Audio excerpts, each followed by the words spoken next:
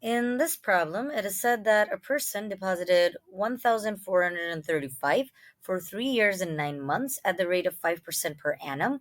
We want to find the amount at maturity. So the amount will be the principal amount invested plus the interest earned. Now, what is the formula for simple interest? This is given by the principal amount invested times the annual interest rate times the time in years. So let's plug in our values. So the amount deposited is 1,435. So P is 1,435. And the rate is 5% per annum. So 5% is 5 over 100. And then we have T. T is 3 years and 9 months. So we have 3 plus 9 over 12. This will give us the time in years because there are 12 months.